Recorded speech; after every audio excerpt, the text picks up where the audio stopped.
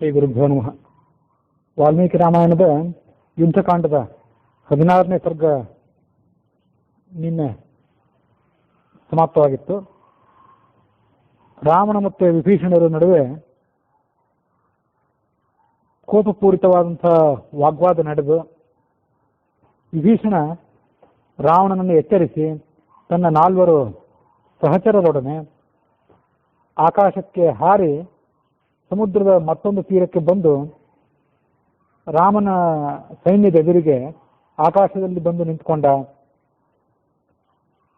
ಅನ್ನುವಲ್ಲಿಗೆ ಆ ಸರ್ಗ ಮುಕ್ತಾಯ ಆಗಿತ್ತು. ಇತ್ಯುಕ್ತ ಪರುಷಂ ವಾಕ್ಯಂ ರಾವಣಾನುಜಃ ಆಜಗಾಮ ಮುಹೂರ್ತೇನ ಯತ್ರ ರಾಮಸ್ಥ ಲಕ್ಷ್ಮಣ.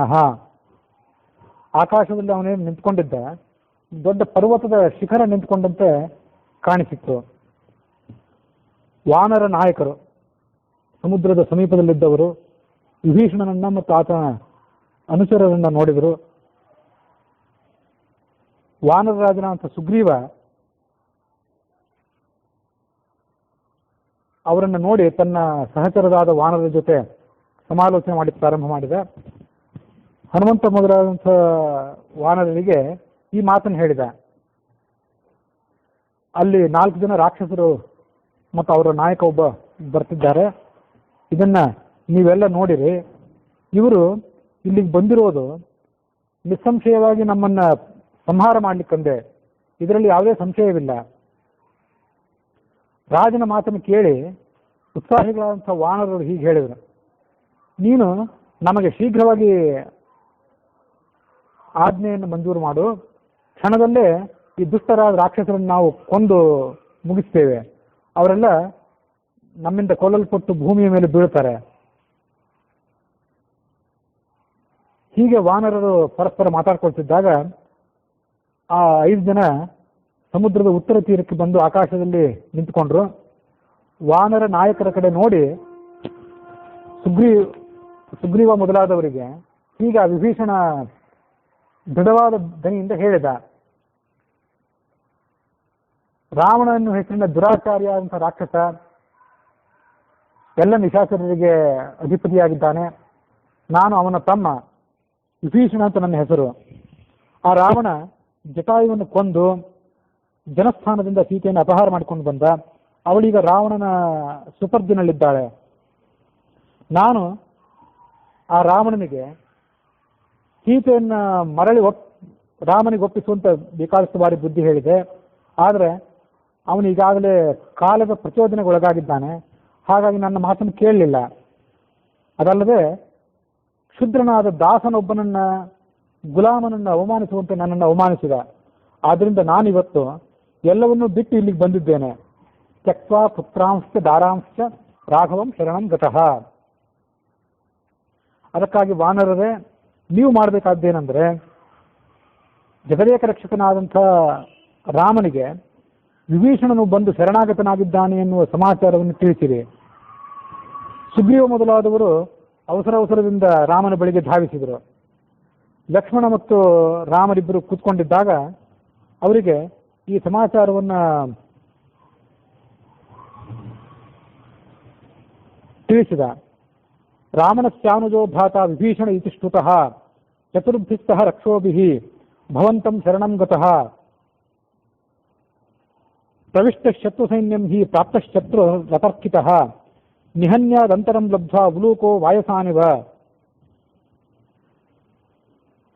ಗೂಬೆ ಸಮಯ ಕಾಯ್ದು ಕಾಗೆಗಳನ್ನು ಸಂಹಾರ ಮಾಡ್ತದಂತೆ. ಅದು ಪಂಚತಂತ್ರ ಮೊದಲಾದ ಕಥೆಗಳಲ್ಲಿ ಒಂದು ಪ್ರಸಿದ್ಧವಾದಂಥ ಕಥಾಭಾಗ ಅದು. ಕಾಗೆಗಳು ಹಗಲು ಹೊತ್ತಿನಲ್ಲಿ ಎಚ್ಚರದಿಂದ ಇರ್ತವೆ, ಹಾಗಾಗಿ ಅವುಗಳನ್ನ ಕೊಲ್ಲೋದು ಕಷ್ಟ.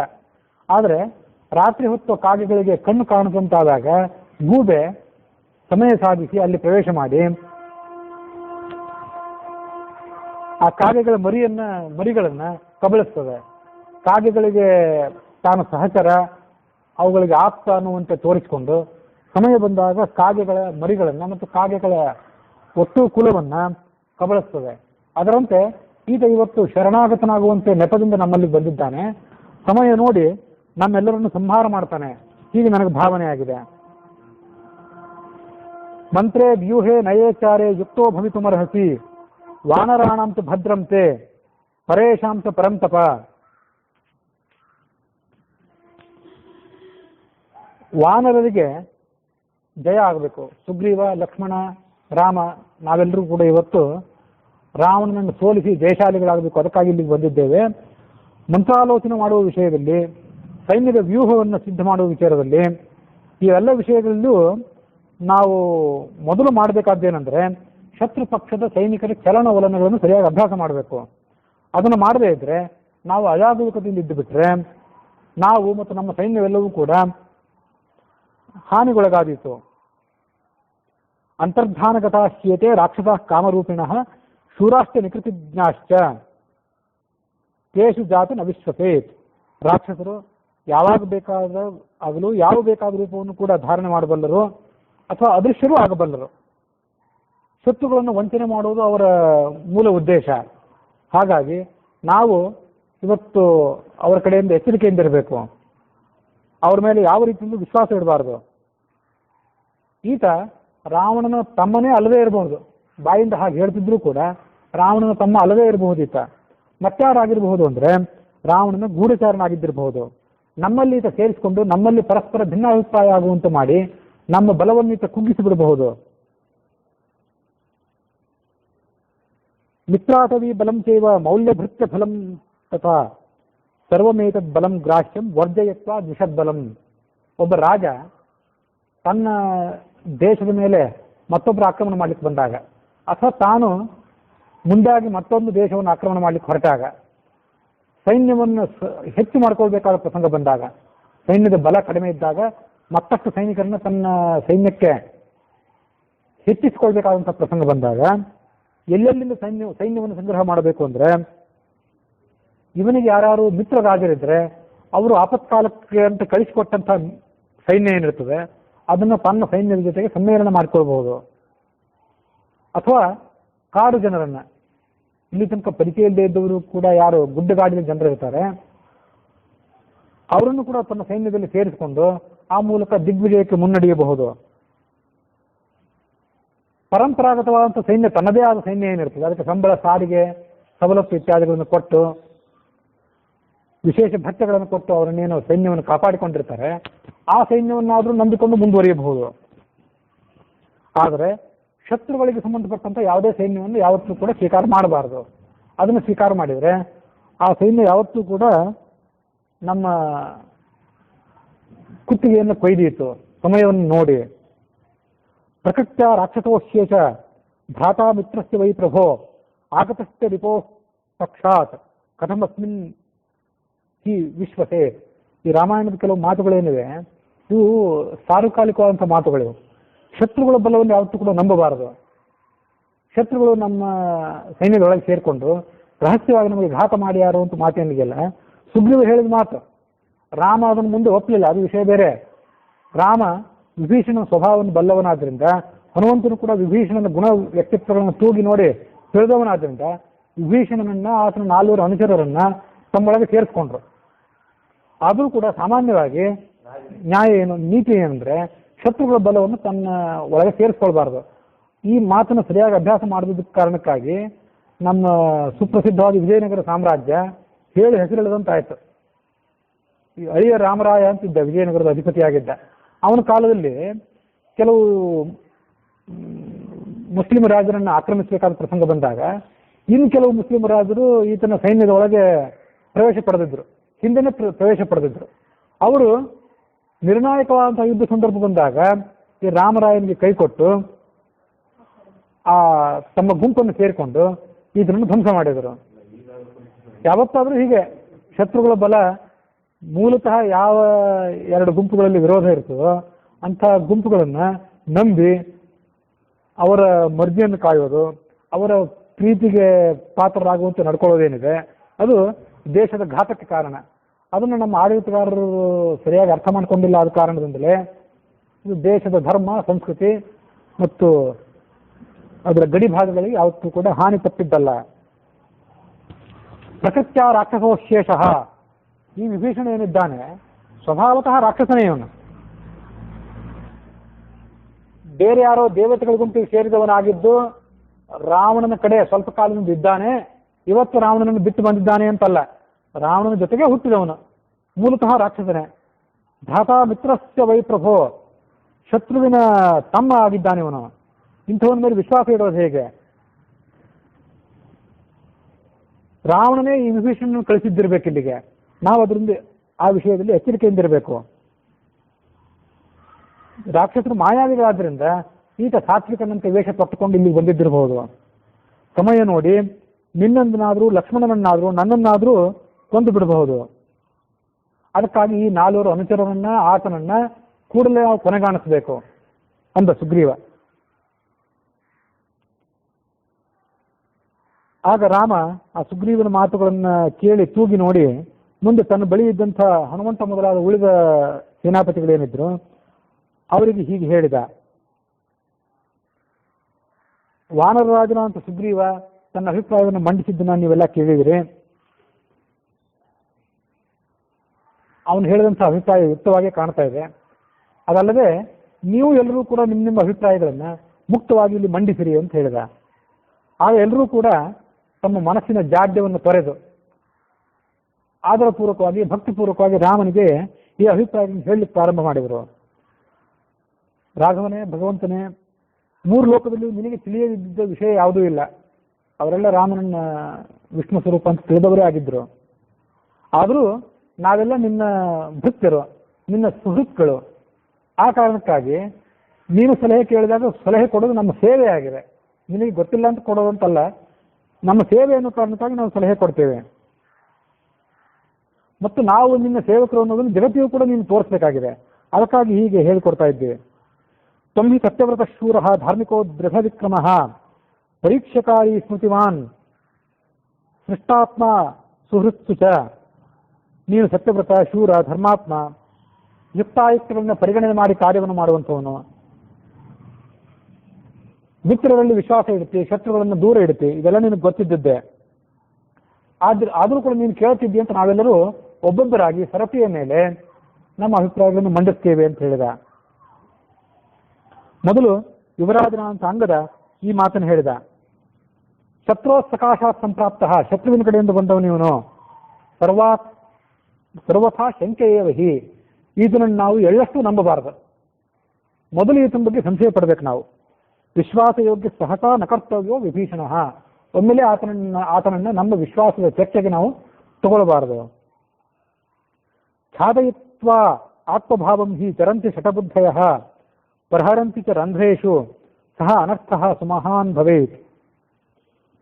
ತಮ್ಮ ವಂಚಕ ಸ್ವರೂಪವನ್ನು ಇವರೆಲ್ಲರೂ ಶತ್ರುಗಳು ಮುಚ್ಚಿಟ್ಟುಕೊಂಡು ನಮ್ಮನ್ನ ವಿಶ್ವಾಸಕ್ಕೆ ಒಳಪಡಿಸಿ ನಮ್ಮಲ್ಲಿ ಸಂಚಾರ ಮಾಡ್ತಿರ್ತಾರೆ. ಸಮಯ ಸಿಕ್ಕಾಗ ನಮ್ಮಲ್ಲಿ ಕುಂದು ಕೊರತೆಗಳಾಗ್ತಾರೆ ಅವರಿಗೆ ಕಾಣಿಸಿದಾಗ, ನಮ್ಮಲ್ಲಿ ದೋಷ ಅವರಿಗೆ ಕಾಣಿಸಿದಾಗ ಅವರು ಪ್ರಹಾರ ಮಾಡಿಬಿಡ್ತಾರೆ. ಆದ್ರಿಂದ ಗುಣದೋಷಗಳನ್ನು ನಾವು ಸರಿಯಾಗಿ ವಿಚಾರ ಮಾಡಬೇಕು. ವಿಚಾರ ಮಾಡಿ ಆ ವಿಭೀಷಣನನ್ನು ಸೇರಿಸಿಕೊಳ್ಳೋದ್ರಿಂದ ಯಾವುದೇ ಅನಾನುಕೂಲವಿಲ್ಲ ಮತ್ತು ನಮಗೆ ಲಾಭವಿದೆ ಅಂತ ಕೊಂಡ್ರೆ ಮಾತ್ರ ನಾವು ಆತನನ್ನು ಸೇರಿಸ್ಕೊಳ್ಬೇಕು, ಇಲ್ಲದೇ ಇದ್ರೆ ವರ್ಜನೆ ಮಾಡಬೇಕು. ಇದಾದ ಬಳಿಕ ಶರಭ ಅನ್ನುವ ಕಪಿನಾಯಕ ಹೀಗೆ ಸರಿಯಾಗಿ ಆಲೋಚನೆ ಮಾಡಿ ತನ್ನ ಮಾತನ್ನು ಹೇಳಿದ. ಕ್ಷಿಪ್ರಮಸ್ಮಿನ್ ನರವ್ಯಾಘ್ರ ಚಾರ ಪ್ರತಿವಿಧೀಯತಾಂ ಪ್ರಣಿಧಾಯ ಹಿ ಚಾರೇಣ ಯಥಾವತ್ ಸೂಕ್ಷ್ಮ ಬುದ್ಧಿನ ಪರೀಕ್ಷೆ ಚ ತತಃ ಕಾರ್ಯೋ ಯಥಾನ್ಯಾಯಂ ಪರಿಗ್ರಹ.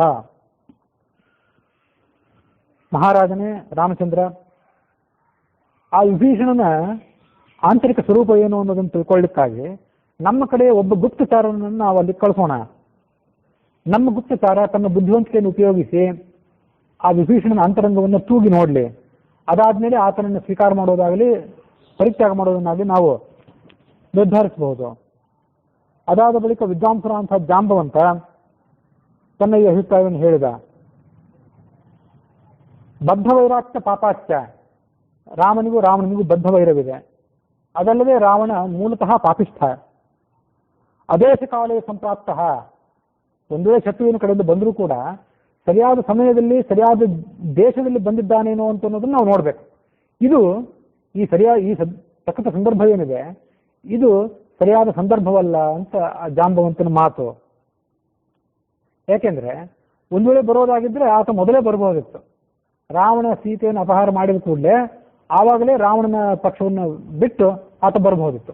ಆವಾಗಲೇ ಆತ ಬಂದಿದ್ರೆ ಅದು ಯುಕ್ತ ಕಾಲ ಅನಿಸ್ಕೊಳ್ತಿತ್ತು. ಆ ಕಾಲ ಈಗ ಮೀರಿ ಹೋಗಿದೆ. ಯುದ್ಧದ ಸಂದರ್ಭ ಬಂದಿದೆ.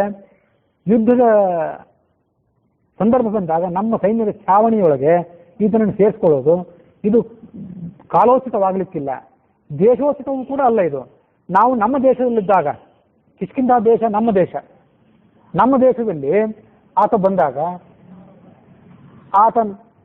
ಆತನನ್ನು ನಾವು ಸೇರಿಸ್ಕೊಂಡಿದ್ರು ಕೂಡ ಆತ ನಮಗೇನಾದರೂ ಅಪಕಾರ ಮಾಡಿದ್ರೆ, ನಮಗೆ ಪ್ರತಿಯಾಗಿ ಆತ ವರ್ತಿಸಿದ್ರೆ ಅವನನ್ನು ನಾವು ಹಿಮ್ಮೆಟ್ಟಿಸಬಹುದಿತ್ತು. ಇವತ್ತು ನಾವು ಅವರ ದೇಶದಲ್ಲಿದ್ದೇವೆ. ಅವರ ದೇಶದಲ್ಲಿರೋದ್ರಿಂದ ಆತ ನಮಗೇನಾದರೂ ಪ್ರತೀಕಾರ ಮಾಡಿದರೆ ಆತನನ್ನು ಹಿಮ್ಮೆಟ್ಟಿಸುವುದು ನಮಗೆ ಕಷ್ಟ ಆಗಿತ್ತು. ಹಾಗಾಗಿ ಆತ ಬಂದಿರುವ ಕಾಲವೂ ಸರಿ ಇಲ್ಲ, ದೇಶವೂ ಸರಿ ಇಲ್ಲ ಅಂದ ಆ ಜಾಂಬವಾನ್. ಇದೆಲ್ಲ ಆದ ಬಳಿಕ ಮೈಂದ ದ್ವಿವಿಧ ಅಂತಿದ್ರಲ್ಲ, ಅವರಲ್ಲಿ ಮೈಂದ ಅನ್ನುವ ಮಾತಾಡಿದ. ಇವನು ರಾವಣನ ತಮ್ಮ. ಹಾಗಾಗಿ ಇವನನ್ನು ನಾವು ತಿರಸ್ಕಾರ ಮಾಡಬಾರ್ದು. ರಾವಣನು ಕೂಡ ರಾಕ್ಷಸ ಚಕ್ರವರ್ತಿ ಆದ್ದರಿಂದ ಆ ರಾಕ್ಷಸ ಚಕ್ರವರ್ತಿಯ ತಮ್ಮನ ಸ್ಥಾನಕ್ಕೆ ಉಚಿತವಾದಂತೆ ಇವನನ್ನು ನಾವು ಮಧುರವಾದ ಮಾತುಗಳಿಂದ ಮಾತಾಡಿಸಿ ಆತನ ಅಂತರಂಗವನ್ನ ಅಳೆದು ನೋಡಬೇಕು. ಭಾವಮಸ್ತಿತ್ವ ವಿಜ್ಞಾಯ ತತಸ್ತತ್ವಂ ಕರಿಷ್ಯಸಿ. ಅವನ ಮನೋಭಾವ ಏನಿದೆ ಅದನ್ನು ತಿಳ್ಕೊಳ್ಬೇಕು. ಯದಿ ದುಷ್ಟೋ ನ ದುಷ್ಟೋವ ಬುದ್ಧಿಪೂರ್ವಂ ದರಶಭ. ಮುಂದೆ ಆತ ದುಷ್ಟನೋ ಸಜ್ಜನನೋ ಅನ್ನೋದನ್ನ ನಿರ್ಧರಿಸಬೇಕು.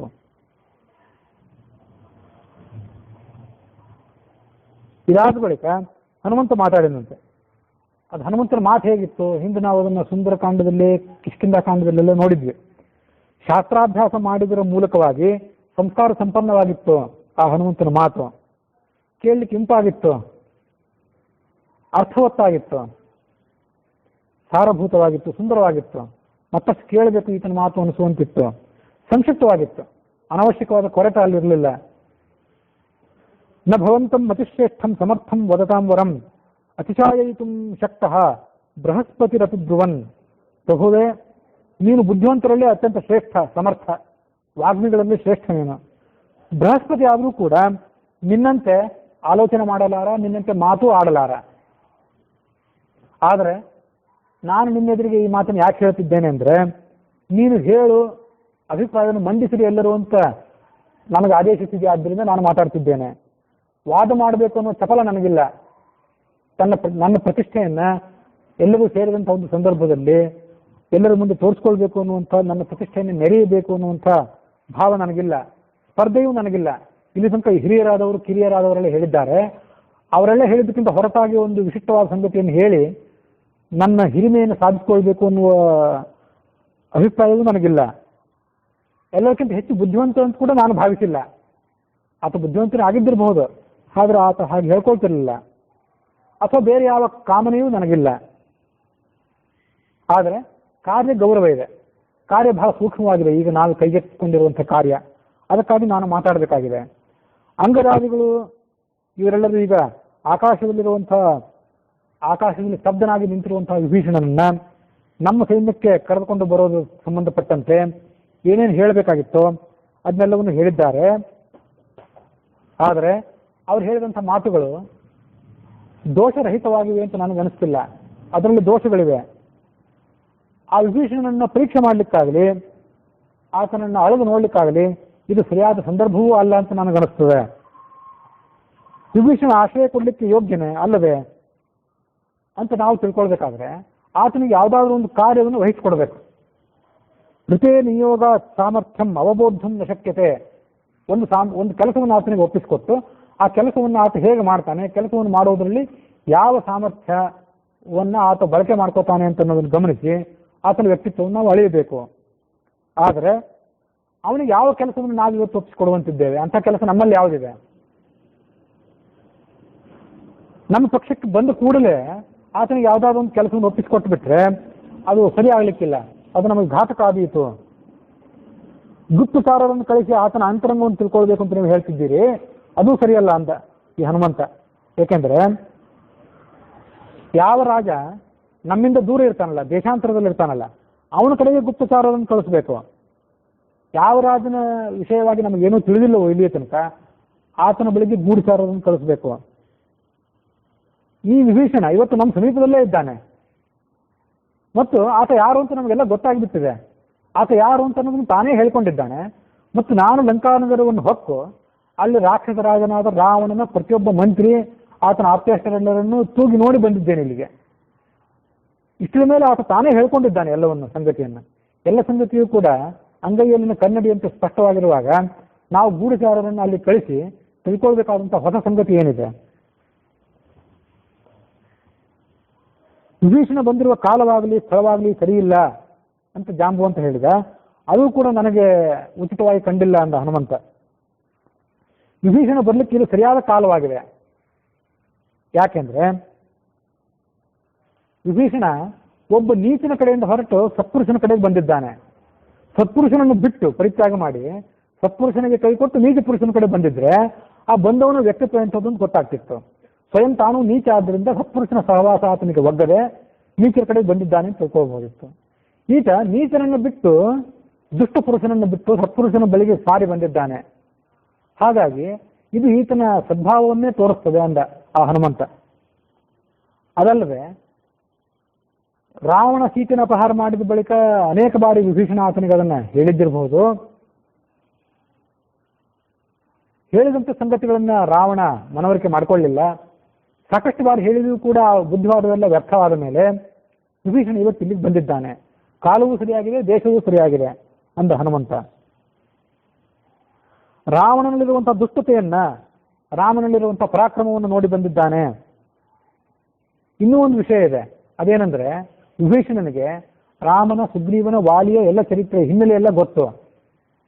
ವಾಲಿ ಸುಗ್ರೀವರ ನಡುವೆ ವಿರೋಧವಿದ್ದಿದ್ದು, ಅಧಾರ್ಮಿಕರಾದಂತಹ ವಾಲಿಯನ್ನ ರಾಮ ಸಂಹರಿಸಿ ಧಾರ್ಮಿಕರಾದಂತಹ ಸುಗ್ರೀವನಿಗೆ ಪಟ್ಟ ಕಟ್ಟಿದ್ದು ಆ ವಿಭೀಷಣನಿಗೆ ಗೊತ್ತಿದೆ. ಹಾಗೆ ಅವನು ಕೂಡ ರಾಜ್ಯ ಕಾಮನೆಯಿಂದ ಇಲ್ಲಿಗೆ ಬಂದಿದ್ದಾನೆ ಅಂತ ಹನುಮಂತನ ಅಭಿಪ್ರಾಯ. ಅದು ರಾಮಾಯಣದ ವ್ಯಾಖ್ಯಾನದಲ್ಲಿ ನಾವು ನೋಡ್ತೇವೆ. ಅವನೊಂದು ಮುಂದೆ ಹೇಳ್ತಾನೆ ವಿಭೀಷಣ ತಾನಾಗೆ ರಾಮಚಂದ್ರನಿಗೆ ನಮಸ್ಕರಿಸಿ, ನನ್ನ ಐಹಿಕ ಆಮುಷ್ಮಿಕ ಎಲ್ಲ ರೀತಿಯಾದಂತಹ ಅಭಿವೃದ್ಧಿ ಏಳಿಗೆಯೂ ಕೂಡ ಇವತ್ತು ನಿನ್ನನ್ನೇ ಅವಲಂಬಿಸಿದೆ ಅಂತ ಹೇಳ್ತಾನೆ. ಹಾಗಾಗಿ ವಿಭೀಷಣ ಅಧಾರ್ಮಿಕವಾದಂತಹ ರಾವಣನನ್ನ ರಾಮ ಸಂಹರಿಸಿ ಧಾರ್ಮಿಕನಾದಂತಹ ನನಗೆ ಪಟ್ಟ ಕಟ್ಟೋದಾದ್ರೆ ಒಳ್ಳೆಯದೇ ಆದೀತು ಅಂತ ಆತ ಭಾವಿಸಿದ್ದಿರಬೇಕು. ಹಾಗಾಗಿ ಎಲ್ಲವನ್ನೂ ತೂಗಿ ನೋಡಿ ಆತ ಬಂದಿದ್ದಾನೆ ವಿಭೀಷಣ. ಕಾಲವೂ ಸರಿಯಾಗಿದೆ, ದೇಶವೂ ಸರಿಯಾಗಿದೆ. ಅಪರಿಚಿತ ಪುರುಷರನ್ನ ಗೂಢಚಾರರನ್ನಾಗಿ ಕಳಿಸಿ ಆತನನ್ನ ವಿಭೀಷಣನ ಮೃದುವಾಗಿ ಮಾತನಾಡಿಸಿ ಅವನ ಇಂಗಿತವನ್ನು ತಿಳ್ಕೊಳ್ಬೇಕು ಅಂತ ಹೇಳಿದ್ರೆ ಅದು ಕೂಡ ನನಗೆ ಅಷ್ಟು ಸರಿಯಾಗಿ ಕಂಡಿಲ್ಲ. ಅಪರಿಚಿತನಾದಂತಹ ನಮ್ಮ ಒಬ್ಬ ವಾನರ ಸೈನಿಕನನ್ನ, ವಾನರ ಸೇನಾಪತಿಯನ್ನ ವಿಭೀಷಣನ ಕಡೆಗೆ ಕಳಿಸಿ ನೀನು ಯಾರು, ಎಲ್ಲಿಂದ ಬಂದಿದ್ದಿ, ಏಕೆ ಬಂದಿದ್ದಿ ಅಂತ ಪ್ರಶ್ನೆ ಮಾಡಿದ್ರೆ ಆ ವ್ಯಕ್ತಿ ವಿಭೀಷಣ ಅಥವಾ ಆತನ ಸ್ಥಾನದಲ್ಲಿದ್ದಂಥ ಬೇರೆ ಯಾರು ಆದರೂ ಕೂಡ ಅವರು ಬುದ್ಧಿವಂತರಾಗಿದ್ರೆ ಅವರು ನಮ್ಮ ವಿಷಯದಲ್ಲೇ ಸಂದೇಹ ಪಡ್ತಾರೆ. ನಮಗೆ ಆತ ಯಾರು ಅಂತ ಗೊತ್ತಿದ್ದ ಮೇಲೆ, ಎಲ್ಲ ಸಂಗತಿಗಳು ನಿಶ್ಚಳವಾಗಿದ್ದ ಮೇಲೆ ಏನೂ ತಿಳಿಯದು ಅನ್ನೋ ರೀತಿಯಲ್ಲಿ ನಾವು ಅಪರಿಚಿತ ಪುರುಷನನ್ನು ಕಳಿಸಿ ಆ ಸಂಗತಿಗಳನ್ನ ತಿಳ್ಕೊಳ್ಳಿಕ್ಕಾಗಿ ಕಳಿಸಿದ್ರೆ ಆ ವಿಭೀಷಣ ನಮ್ಮ ಬಗ್ಗೆ ಶಂಕಿತನಾಗಿ ಇದೊಂದನ್ನು ಅವಮಾನ ಅಂತ ಭಾವಿಸಿ ಶರಣಾಗತನಾಗಬೇಕು ಅನ್ನುವಂಥ ಆಲೋಚನೆಯಿಂದ ಬಂದವನು ಶರಣಾಗತಿ ಆಲೋಚನೆಯನ್ನು ಕೈ ಬಿಟ್ಟು ಇಲ್ಲಿಂದ ಹೊರಟು ಹೋಗಿಬಿಡ್ಬೋದು. ನಾವು ಒಳ್ಳೆಯ ಮಿತ್ರನೊಬ್ಬನನ್ನ ಸಕಾಲದಲ್ಲಿ ಪಡ್ಕೊಳ್ಳೋದನ್ನ ತಪ್ಪಿಸಿಕೊಂಡಂತಾಗಬಹುದು. ಅದು ನಮಗೆ ಹಾನಿ. ಮಿತ್ರ ಲಾಭದಿಂದ ನಾವು ವಂಚಿತರಾಗಿಬಿಡ್ತೇವೆ ಅಂದ. ಪಂಚತಂತ್ರದ್ದು ಮಿತ್ರಲಾಭ, ಮಿತ್ರ ಹಾನಿ, ಮಿತ್ರ ಸಂತುಷ್ಟಿ ಅಂತೆಲ್ಲ ಏನಿದೆಯಲ್ಲ ಅದೆಲ್ಲ ರಾಮಾಯಣದ ಮೂಲ ಕಥೆಗಳ ಮೇಲೆ ಆಧಾರಿತವಾಗಿದ್ದೇ ಆಗಿದ್ದಿರಬೇಕು. ಅಶಕ್ಯ ಸಹಸಾರಾಜನ್ ಭಾವೋ ವೇತ್ತುಂ ಪರಸ್ಯವೈ ಅಂತಃಸ್ವಭಾವೈ ಗೀತೈಸ್ತೈ ನೈಪುಣ್ಯಂ ಪಶ್ಯತಾಂ ಭೃಷಂ. ಬೇರೆಯವರ ಮನಸ್ಸಿನಲ್ಲಿ ಯಾವ ಭಾವನೆ ಇದೆ ಅಂತ ಅನ್ನೋದನ್ನ ಅಷ್ಟು ಸುಲಭವಾಗಿ ತಿಳ್ಕೊಳ್ಳೋದು ಸಾಧ್ಯವಿಲ್ಲ. ಆತ ಮಾತನಾಡುವಾಗ ಸ್ವರಭೇದಗಳು, ಆ ಸ್ವರದಲ್ಲಿ ಏರಿಳಿತ, ಹೃದಯದ ಬಡಿತದಲ್ಲಿ ಏರಿಳಿತ ಇತ್ಯಾದಿಗಳೆಲ್ಲವನ್ನು ಸರಿಯಾಗಿ ಗಮನಿಸಿ ಆತ ಸಾಧು ಸ್ವಭಾವದವನೋ ದುಷ್ಟ ಸ್ವಭಾವದವನೋ ಅಂತ ಅನ್ನೋದನ್ನು ನಾವು ಸರಿಯಾಗಿ ತಿಳ್ಕೊಳ್ಬೇಕಾಗ್ತದೆ. ಅಂತಃಸ್ವಭಾವೈ ಗೀತೈಸ್ತೈ ನೈಪುಣ್ಯಂ ಭ್ರಷತಾಂ ಪಶ್ಯತಾ ಭೃಷಂ. ನಕ್ತಸ್ಯ ಬ್ರೋತೋ ಜಾತು ಲಕ್ಷ್ಮಣೇ ಲಕ್ಷ್ಯತೆ ದುಷ್ಟಭಾವತ ಪ್ರಸನ್ನಂ ವದನಂ ಚಾತಿ ತಸ್ಮಾನ್ನೇ ನಾಸ್ತಿ ಸಂಶಯ. ವಿಭೀಷಣ ಮಾತನಾಡ್ತಿರೋದನ್ನು ನೋಡಿದರೆ ಅವನ ಸ್ವರದಲ್ಲಿ ಆಗಲಿ, ಆತನ ಹುಬ್ಬಿನ ಸನ್ನೆಗಳಲ್ಲಾಗಲಿ, ಆತನ ಕಣ್ಣುಗಳಲ್ಲಾಗಲಿ ಯಾವುದೇ ಸಂಚಲನ ನನಗೆ ಕಾಣ್ತಿಲ್ಲ, ಅವನ ಮುಖ ಪ್ರಸನ್ನವಾಗಿದೆ. ಹಾಗಾಗಿ ಆತನ ಸಜ್ಜನ ಸ್ವಭಾವವನ್ನು ನಾವು ಅನುಮಾನಿಸಲಿಕ್ಕೆ ಕಾರಣವಿಲ್ಲ. ಇವನ ಮಾತು ಕೂಡ ದೋಷರಹಿತವಾಗಿದೆ. ಆತ ಏನಾದರೂ ಅಸತ್ಯವಾದಿಯಾಗಿದ್ದರೆ ಆತನ ಮಾತು ತೊದಲುತ್ತಾ ಇರ್ತಿತ್ತು, ಆಗ ನಾವು ಆತನನ್ನು ಸಂದೇಹಿಸಬಹುದಿತ್ತು. ಮನುಷ್ಯ ತನ್ನ ಮುಖದ ಭಾವವನ್ನು ಬಚ್ಚಿಟ್ಕೊಳ್ಬಹುದು, ಮನಸ್ಸಿನ ಭಾವನೆಯನ್ನು ಬಚ್ಚಿಟ್ಕೊಳ್ಳಾರ. ಹಾಗಾಗಿ ಆತನನ್ನು ಸೇರಿಸ್ಕೊಳ್ಳೋದು ಉಚಿತ ಅಂತ ನನಗೆ ಕಾಣಿಸ್ತದೆ. ಆದರೆ ಯಾವ ಕಾರ್ಯವನ್ನು ಹೇಗೆ ಮಾಡಬೇಕು ಅಂತ ಅನ್ನೋದನ್ನ ನೀನು ನಮಗೆಲ್ಲರಿಗಿಂತಲೂ ಸರಿಯಾಗಿ ಹೆಚ್ಚು ತಿಳಿದಿದ್ದಿ ಹನುಮಂತ ರಾಮನಿಗೆ ಹೇಳಿದ. ಅದರಂತೆ ಸರಿಯಾಗಿ ನೀನು ವಿಮರ್ಶೆ ಮಾಡಿ ಎಲ್ಲ ವಿಷಯಗಳನ್ನು ಮತ್ತೊಮ್ಮೆ ಗಮನದಲ್ಲಿಟ್ಟುಕೊಂಡು ಈ ಕೆಲಸವನ್ನು ಮಾಡು. ಅಥ ರಾಮಪ್ರಸನ್ನಾತ್ಮ ಶುತ್ವಾ ವಾಯುಸುತಸ್ಯ ಪ್ರತ್ಯಭಾಷತ ದುರ್ಧರ್ಷಃ ಶ್ರುತವಾನ್ ಆತ್ಮನಿಸ್ಥಿತಂ. ಹನುಮಂತ ಹೇಳಿದ ಮಾತನ್ನು ಕೂಡ ರಾಮ ಕೇಳಿದ. ಮತ್ತೊಮ್ಮೆ ಕಪಿನಾಯಕರಿಗೆ ಹೇಳಿದ, ಮಿತ್ರರೇ, ವಿಭೀಷಣನ ಬಗ್ಗೆ ನಾನು ಕೂಡ ಕೆಲವು ಮಾತುಗಳನ್ನು ಆಡ್ತೇನೆ. ನನ್ನ ಅಭಿಪ್ರಾಯವನ್ನು ಕೂಡ ನೀವೆಲ್ಲರೂ ಕೇಳಬೇಕು. ನಿಮ್ಮ ಅಭಿಪ್ರಾಯವನ್ನು ಇಲ್ಲಿ ತನಕ ನಾನು ಕೇಳಿದೆ, ಈಗ ನನ್ನ ಮಾತುಗಳನ್ನು ಕೇಳುವ ಸರದಿ ನಿಮ್ಮದು. ಮಿತ್ರಭಾವೇನ ಸಂಪ್ರಾಪ್ತಂ ನತ್ಯಜೇಯಮಹಂ ಅಯಂ ನತ್ಯಜೇಯಂ ಕಥಂಚನ ದೋಷೋ ಯದ್ಯಪಿ ತಸ್ಯ ಸ್ಯಾತ್ ಸತಾಮೇತದ್ ಅಗರಹಿತಂ. ಸ್ನೇಹಿತ ಅನ್ನುವ ಕಾರಣದಿಂದಾಗಿ, ಸ್ನೇಹಿತ ಅನ್ನುವ ಹಿನ್ನೆಲೆಯಲ್ಲಿ ವಿಭೀಷಣ ಇಲ್ಲಿಗೆ ಬಂದಿದ್ದಾನೆ. ಅವನನ್ನು ಪರಿತ್ಯಾಗ ಮಾಡುವುದು ನನಗೆ ಉಚಿತ ಅಲ್ಲ. ಕೆಲವು ದೋಷಗಳು ಆತನಿಗೆ ಇರಬಹುದು, ಅಂದ್ರೆ ಆತ ಶತ್ರುಕುಲಕ್ಕೆ ಸಂಬಂಧಪಟ್ಟವನು ಅನ್ನುವ ಹಿನ್ನೆಲೆ ಏನಿದೆ ಅದೇ ಒಂದು ದೋಷ ಇದ್ದಿರಬಹುದು. ಆದರೆ ಅಲ್ಪ ಸ್ವಲ್ಪದ ದೋಷಗಳನ್ನು ನಾವು ಪರಿಗಣಿಸಿ ಆತನನ್ನು ತಿರಸ್ಕಾರ ಮಾಡೋದೇನಿದೆ ಇದು ಸಜ್ಜನರ ವ್ಯಕ್ತಿತ್ವಕ್ಕೆ ಶೋಭೆ ತರುವಂಥದ್ದಲ್ಲ. ರಾಮ ಹೇಳಿದ್ದನ್ನು ಕೇಳಿ ಸುಗ್ರೀವ ಹೇಳಿದ, ಸುದುಷ್ಟೋವಾ ಪ್ರದುಷ್ಟೋವಾ ಕಿಮೇಶ ರಜನೀಚರಃ ಈದೃಶಂ ವ್ಯಸನಂ ಪ್ರಾಪ್ತಂ ಭಾತರಂ ಯಃ ಪರಿತ್ಯಜೇತ್ ಕೋನಾಮ ಸಭವೇತ್ತಸ್ಯ ಯಮೇಶ ನ ಪರಿತ್ಯಜೇತ್. ಪ್ರಭುವೇ, ಈತ ದುಷ್ಟ ಆಗಿರಲಿ ಅಥವಾ ದುಷ್ಟ ಆಗದೇ ಇರಲಿ, ಅದರ ನಮಗೆ ಕಾಲಾಂತರದಲ್ಲಿ ಗೊತ್ತಾಗಬೇಕಾದದ್ದು. ಆದರೆ ರಾಕ್ಷಸ ಹೌದಲ್ಲ ಅವನು, ರಾವಣನ ತಮ್ಮ ಹೌದಲ್ಲ. ಸಂಕಟದಲ್ಲಿ ಸಿಲುಕಿರುವಂತಹ ಅಣ್ಣನ ಇವತ್ತು ಪರಿತ್ಯಾಗ ಮಾಡಕ್ಕೆ ಬಂದಿದ್ದಾನಲ್ಲ. ರಾವಣನನ್ನ ಇವತ್ತು ನಾವು ಕಪಿ ಸೈನ್ಯದವರು ಆಕ್ರಮಿಸಿದ್ದೇವೆ. ಆಕ್ರಮಣಕ್ಕೊಳಗಾದವನು ರಾವಣ. ಆಕ್ರಮಣಕ್ಕೊಳಗಾದಂತಹ ಸಂಕಷ್ಟಕ್ಕೀಡಾಗಿರುವಂತಹ ಆ ರಾವಣನನ್ನ ಈತ ಪರಿತ್ಯಾಗ ಮಾಡಿ ಬಂದಲ್ಲ. ಯಾಕೆಂದ್ರೆ ರಾವಣ ಈಗಾಗಲೇ ಹನುಮಂತರ ಕೈಯಿಂದ ಒಂದು ಹೊಡೆತವನ್ನು ಕೂಡ ತಿಂದಿದ್ದಾನೆ. ಇಂಥ ಸಂದರ್ಭದಲ್ಲಿ ಸಂಕಷ್ಟಕ್ಕೊಳಗಾದವನು ರಾವಣ, ಕಪಿ ಸೈನ್ಯವಲ್ಲ. ಸಂಕಷ್ಟಕ್ಕೊಳಗಾದಂತಹ ಅಣ್ಣನಿಗೆ ಆಸರಿಯಾಗಿ ನಿಲ್ಲೋದನ್ನು ಬಿಟ್ಟು ಈತ ಆತನನ್ನು ನಡು ನೀರಿನಲ್ಲಿ ಕೈ ಬಿಟ್ಟು ಇಲ್ಲಿಗೆ ಬಂದಿದ್ದಾನಲ್ಲ. ಈತ ಇಲ್ಲಿಗೆ ಬಂದ್ರೆ ಈತ ನಮ್ಮನ್ನು ಕೂಡ ನಡು ನೀರಿನಲ್ಲಿ ಕೈ ಬಿಡ್ಲಿಕ್ಕಿಲ್ಲ, ನಮ್ಮನ್ನು ಕೂಡ ಮೋಸ ಮಾಡ್ಲಿಕ್ಕಿಲ್ಲ ಅಂತ ಯಾವ ನಿಶ್ಚಯ ಇದೆ? ಇದನ್ನ ಯಾರು ಈಗ ನಿಶ್ಚಿತವಾಗಿ ಹೇಳಬಲ್ಲರು? ಅಣ್ಣನನ್ನೇ ಬಿಟ್ಟವನು, ಅದು ಆಪತ್ಕಾಲದಲ್ಲಿ, ಬೇರೆ ಯಾರನ್ನು ಪರಿತ್ಯಾಗ ಮಾಡಲಾರ ಈತ? ರಾಮ ಆ ಮಾತನ್ನು ಕೇಳಿ ಎಲ್ಲರ ಮುಖವನ್ನು ಕೂಡ ನೋಡಿದ. ಮುಗುಳ್ನಗತ ಲಕ್ಷ್ಮಣನಿಗೆ ಈ ಮಾತನ್ನು ಹೇಳಿದ, ಅನಧಿತ್ಯ ಚ ಶಾಸ್ತ್ರಾಣಿ ವೃದ್ಧಾನ್ ಅನುಪಸೇವ್ಯ ಚ ನಶಕ್ಯ ಮೀದೃಶಂ ವಕ್ತು ಯದುವಾತ ಹರೀಶ್ವರ. ಕಪೀಶ್ವರನಾದಂಥ ಸುಗ್ರೀವ ಏನು ಮಾತಾಡ್ತಿದ್ದಾನೆ, ಇಂಥ ಮೌಲ್ಯದ ಮಾತುಗಳನ್ನು ಯಾರೂ ಕೂಡ ಆಡಲಾರದು. ಸರಿಯಾದ ಶಾಸ್ತ್ರಾಧ್ಯಯನ ಮಾಡಿದವನು, ಗುರು ಹಿರಿಯರ ಸೇವೆಯನ್ನು ಮಾಡಿ ಅವರ ಮೂಲಕ ಲೋಕಾಚಾರ, ದೇಶಾಚಾರ, ರಾಜ್ಯಶಾಸ್ತ್ರ ಇತ್ಯಾದಿಗಳನ್ನು ಅಭ್ಯಾಸ ಮಾಡಿದವನೇನಿರ್ತಾನೆ ಅಂಥವನೇ ಇಷ್ಟು ಸರಿಯಾಗಿ ಯೋಚನೆ ಮಾಡಬಲ್ಲ ಮತ್ತು ಸರಿಯಾಗಿ ಸಲಹೆ ಕೊಡಬಲ್ಲ. ಹಾಗಾಗಿ ಸುಗ್ರೀವ ಕೊಟ್ಟ ಸಲಹೆ ಸರಿಯಾಗಿದೆ. ಆದರೂ ನಾನೊಂದು ಮಾತನ್ನು ಹೇಳ್ತೇನೆ ಅಂತ ಹೇಳಿದ ರಾಮ ಸುಗ್ರೀವನಿಗೆ. ನೀನು ವಿಭೀಷಣನ ವಿಷಯದಲ್ಲಿ ಆತ ಅಣ್ಣನನ್ನ ಆಪತ್ಕಾಲದಲ್ಲಿ ಕೈ ಬಿಟ್ಟಿದ್ದಾನೆ ಅಂತ ಹೇಳಿದೆಯಲ್ಲ, ಅದರಲ್ಲಿ ಇನ್ನೊಂದು ಸೂಕ್ಷ್ಮವಾದ ಅಂಶವಿದೆ. ಎಲ್ಲ ರಾಜರಲ್ಲೂ ಕೂಡ ಈ ಒಂದು ಅಂಶ ಗಮನಕ್ಕೆ ಬರ್ತದೆ, ಅದು ಲೋಕಪ್ರಸಿದ್ಧವೂ ಹೌದು. ಅದನ್ನು ನಿನಗೆ ಹೇಳಬೇಕು ಅಂತ ಬಯಸ್ತೇನೆ. ಅದೇನೆಂದ್ರೆ,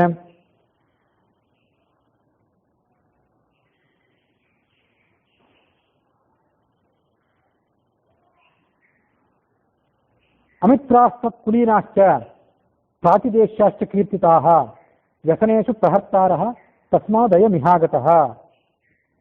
ವಿಭೀಷಣ ರಾವಣನಿಗೆ ಬಂಧು, ತಮ್ಮ, ಅದೇ ವಂಶದವನು, ಎಲ್ಲ ಸರಿ. ಆದರೆ ಇವತ್ತು ವಿಭೀಷಣ ಸ್ಥಿತಿ ಏನಾಗಿದೆ ಅಂದರೆ, ರಾಮ ಸರ್ವಜ್ಞ ಆದ್ದರಿಂದ ಅದನ್ನು ತಿಳ್ಕೊಂಡಿದ್ದಿರಬಹುದು, ಮತ್ತು ಹನುಮಂತ ರಾವಣನಿಗೆ ಎಲ್ಲವನ್ನು ಕೂಡ ವರದಿ ಮಾಡಿದ್ದಿರಬಹುದು. ಇದನ್ನು ನಾವು ಬರೀ ವಾಲ್ಮೀಕಿ ರಾಮಾಯಣದ ಹಿನ್ನೆಲೆಯಲ್ಲಿ ನೋಡಬಾರ್ದು. ಆನಂದ ರಾಮಾಯಣ ಕಥೆಯನ್ನೆಲ್ಲ ಕೂಡ ಹೇಳಿದೆ ನಾನು. ಆ ಹನುಮಂತ ಅಲ್ಲಿಗೆ ಹೋದಾಗ ಉಳಿದವರೆಲ್ಲರೂ ಕೂಡ ಈತನನ್ನು ಕೊಂದು ಹಾಕೋದ್ರಲ್ಲಿದ್ರು. ಹನುಮಂತನನ್ನ ವಿಭೀಷಣ ಒಬ್ಬನೇ ಈತನನ್ನ ರಾಜದೂತನನ್ನು ಕೊಲ್ಲಬಾರದು ಅಂತ ಬಿಡಿಸ್ಕೊಂಡ. ಆ ಒಂದು ಸಂಗತಿ ಅದನ್ನು ರಾಮನಿಗೆ ಹನುಮಂತ ಹೇಳಿದ್ದಿರಬಹುದು. ಅದಲ್ಲದೆ ಆ ರಾಕ್ಷಸ ಸಾಮ್ರಾಜ್ಯದಲ್ಲಿ ಧಾರ್ಮಿಕರಾದಂಥವನು ವಿಭೀಷಣ ಒಬ್ಬನೇ, ಉಳಿದವರೆಲ್ಲೂ ಅಧಾರ್ಮಿಕರಾದವರು. ರಾವಣನಿಗೂ ವಿಭೀಷಣನಿಗೂ ಧರ್ಮದ ವಿಷಯಕ್ಕೆ ಸಂಬಂಧಪಟ್ಟಂತೆ ಅಷ್ಟಾಗಿ ಹೊಂದಾಣಿಕೆ ಇಲ್ಲ ಅನ್ನುವ ಸಂಗತಿಗಳನ್ನೆಲ್ಲ ಈ ಹನುಮಂತ ಈಗಾಗಲೂ ರಾಮನಿಗೆ ವರದಿ ಮಾಡಿದ್ದಿರಬಹುದು. ಅದು ಈ ಶ್ಲೋಕದಲ್ಲಿ ಬರಲಿಲ್ಲ. ಸುಂದರಕಾಂಡದ ಕೊನೆಯ ಭಾಗದಲ್ಲೂ ಕೂಡ ಏನೇನು ವರದಿ ಮಾಡಿದ ಅಂತ ಬಂದರೂ ಕೂಡ ಕೆಲವು ಈ ವಿಷಯಗಳ ವರ್ಣನೆ ಬರಲಿಲ್ಲ. ಈ ಎಲ್ಲ ವಿಷಯಗಳನ್ನು ಹನುಮಂತ ಹೇಳಿದ್ದನ್ನು ರಾಮ ಮನವರಿಕೆ ಮಾಡಿಕೊಂಡಿದ್ದಾನೆ. ಅದಲ್ಲದೆ ರಾವಣನ ವಿಷಯದಲ್ಲಿ ವಿಭೀಷಣನಿಗೆ ಅನುಮಾನ ಬರುವಂತೆ ವರ್ತನೆ ಮಾಡಿದ್ದಾನೆ ಅನ್ನೋ ಸಂಗತಿಯನ್ನು ಕೂಡ ಅವತ್ತು ಹೇಳಿದ್ದೆ ನಾನು. ರಾವಣನ ಹಾಸಿಗೆಯಲ್ಲಿ ವಿಭೀಷಣನ ವಸ್ತ್ರವನ್ನ ಹನುಮಂತ ತೆಗೆದುಕೊಂಡು ಹಾಕಿಬಿಟ್ಟಿದ್ದ. ಹಾಗಾಗಿ ರಾವಣನಿಗೆ ತನ್ನ ಹೆಂಡತಿಯಾದ ಮಂದೋದರಿಯ ಮೇಲೆ ಮತ್ತೆ ವಿಭೀಷಣನ ಮೇಲೆ ಅನುಮಾನ ಬರುವಂತಾಗಿತ್ತು. ಹಾಗಾಗಿ ರಾವಣ ವಿಭೀಷಣನನ್ನ ಸಂದೇಹಿಸ್ತಿದ್ದ, ವಿಭೀಷಣ ರಾವಣನನ್ನು ಸಂದೇಹಿಸ್ತಿದ್ದ. ನಾನು ಸ್ವಲ್ಪ ವ್ಯತ್ಯಾಸ ಮಾಡಿ ಹೇಳಿದೆ ಅಂತ ಕಾಣಿಸ್ತದೆ. ಇಲ್ಲ, ವ್ಯತ್ಯಾಸ ಮಾಡಿ ಹೇಳಿದೆ. ಅದೇನು ಹೇಳಿದೆ ಅಂದ್ರೆ, ರಾವಣನ ಹಾಸಿಗೆಯಲ್ಲಿ ವಿಭೀಷಣನ ವಸ್ತ್ರ ಅಲ್ಲ, ರಾವಣನ ಹಾಸಿಗೆಯಲ್ಲಿ ಗಯ ಅಂತ ಒಬ್ಬ ರಾಕ್ಷಸ ಇದ್ನಲ್ಲ, ಮಯನ ಸಹೋದರ. ಮಯ ಅಂದ್ರೆ ರಾವಣನ ಮಾವ, ಆತನ ವಸ್ತ್ರವನ್ನು ತೆಗೆದುಕೊಂಡು ಹೋಗಿ ಹಾಕಿದ್ದ. ಹಾಗಾಗಿ ರಾವಣನಿಗೆ ತನ್ನ ಪತ್ನಿ ಮಂದೋದರಿ ಮತ್ತು ಗಯನ ಮೇಲೆ ಸಂದೇಹವಿತ್ತು. ರಾವಣನ ವಸ್ತ್ರವನ್ನು ತೆಗೆದುಕೊಂಡು ಬಂದು ವಿಭೀಷಣನ ಮಂಚದ ಮೇಲೆ ಹಾಕಿದ್ದ. ವಿಭೀಷಣನಿಗೆ ತನ್ನ ಪತ್ನಿ ಮತ್ತು ರಾವಣನ ನಡುವೆ ಸಂಬಂಧ ಇದೆ ಅಂತ ಅನುಮಾನವಿತ್ತು. ವಿಭೀಷಣನಿಗೆ ರಾವಣನ ಬಗ್ಗೆ ಅನುಮಾನ, ರಾವಣನಿಗೆ ಗಯನ ಬಗ್ಗೆ ಅನುಮಾನ. ಮತ್ತು ವಿಭೀಷಣನ ಬಗ್ಗೆ ರಾವಣನಿಗೆ ಯಾಕೆ ಅನುಮಾನ ಅಂತಂದ್ರೆ, ಈತ ನನ್ನ ಬಗ್ಗೆ ಹೊಟ್ಟೆ ಕಿಚ್ಚುಪಡ್ತಾನೆ, ನನ್ನ ಎಲ್ಲ ಕಾರ್ಯಗಳನ್ನು ಕೂಡ ಈತ ಅಧಾರ್ಮಿಕ ಅಂತ ನಿಂದನೆ ಮಾಡ್ತಾನೆ ಅನ್ನುವ ಅನುಮಾನ ರಾವಣನಿಗೆ ವಿಭೀಷಣನ ಬಗ್ಗೆ. ಈ ಎಲ್ಲ ಹಿನ್ನೆಲೆಗಳನ್ನ ಹನುಮಂತ ರಾಮನಿಗೆ ಹೇಳಿದ್ದಿರಬಹುದು. ಅದನ್ನೆಲ್ಲ ತೂಗಿ ನೋಡಿ ರಾಮ ಮಾತಾಡಿದ. ಲಂಕೆಯಲ್ಲಿ ಎಲ್ಲರೂ ಕೂಡ ವಿರೋಧಿಗಳೇ ಈ ವಿಭೀಷಣನಿಗೆ. ಆತ ಅದರಿಂದ ಇವತ್ತು ಕಷ್ಟದಲ್ಲಿದ್ದಾನೆ. ಇಂದ್ರಜಿತ್ ವಿರೋಧಿ. ಇಂದ್ರಜಿತ್ ಈ ವಿಭೀಷಣನ ಹೇಡಿ ಅಂತ ಬೈದ. ರಾವಣನು ಕೂಡ ನಿಂದಿಸಿದ. ರಾವಣ ನಿಂದಿಸಿಬಿಟ್ರೆ ಕುಂಭಕರ್ಣ ಇವರೆಲ್ಲರೂ ನಿಂದಿಸಿದಂತೆ. ಅವನ ಮಂತ್ರಿಗಳೆಲ್ಲರೂ ಕೂಡ ರಾವಣನಿಗೆ ಬೇಕಾದವರು, ವಿಭೀಷಣನಿಗೆ ಬೇಡವಾದವರು. ಹಾಗಾಗಿ ಇವತ್ತು ವಿಭೀಷಣ ಕಷ್ಟದಲ್ಲಿದ್ದಾನೆ. ಕಷ್ಟದಲ್ಲಿರುವಂಥ ಈ ವಿಭೀಷಣ ನನ್ನನ್ನು ಎಂದಾದ್ರೂ ಒಂದು ದಿವಸ ಈ ರಾವಣ ಕೊಂದು ಹಾಕಿಬಿಡ್ಬೋದು ಅಂತ ಅನುಮಾನ ಪಡೋದು ಸಹಜ ಅಲ್ಲ. ಇವನು ಏನಾದರೂ ಅನ್ಯಾಯಗಳನ್ನು ಮಾಡ್ತಾ ಹೋಗ್ತಿರ್ತಾನೆ. ಆ ಅನ್ಯಾಯವಾದಾಗೆಲ್ಲ ನಾನು ಏನಾದರೂ ಬುದ್ಧಿ ಹೇಳಬೇಕು. ಆ ಅನ್ಯಾಯವನ್ನು ನೋಡಿ ತಡೆಯಲಾರದೆ ಆವಾಗ ರಾವಣ ಒಮ್ಮೆ ಮಿತಿ ಮೀರಿದ ಕೋಪದಿಂದ ನನ್ನನ್ನು ಕತ್ತರಿಸಿ ಬಿಡಬಹುದು ಅಂತ ಅನುಮಾನ ವಿಭೀಷಣನಿಗೆ ರಾಮನ ಬಗ್ಗೆ ಬರೋದು ಕೂಡ ಸಹಜ. ಅದಕ್ಕಾಗಿ ಈ ರಾವಣನ ಕೈಯಿಂದ ಸಂಹಾರವಾಗುವುದಕ್ಕಿಂತ ಉಚಿತ ಯಾವುದು ಅಂದ್ರೆ ರಾಮನನ್ನು ಶರಣಾಗತನಾಗುವುದು. ಇದು ಆ ವಿಭೀಷಣ ಕಂಡುಕೊಂಡಂಥ ಲೋಕದ ನೀತಿ. ನನಗೆ ರಾವಣ ಬಂಧುವೇ ಆಗಿದ್ದಿರ್ಬೋದು, ಅಣ್ಣನೇ ಆಗಿದ್ದಿರ್ಬೋದು, ಆದರೆ ಆತನ ವಿರೋಧಿ ಆದ್ರಿಂದ ವಿರೋಧಿಯ ಬಳಿ ನಾನು ಇರೋದು ಬೇಡ ಅಂತ ಭಾವಿಸಿ ಆತ ಇಲ್ಲಿಗೆ ಬಂದಿದ್ದಾನೆ.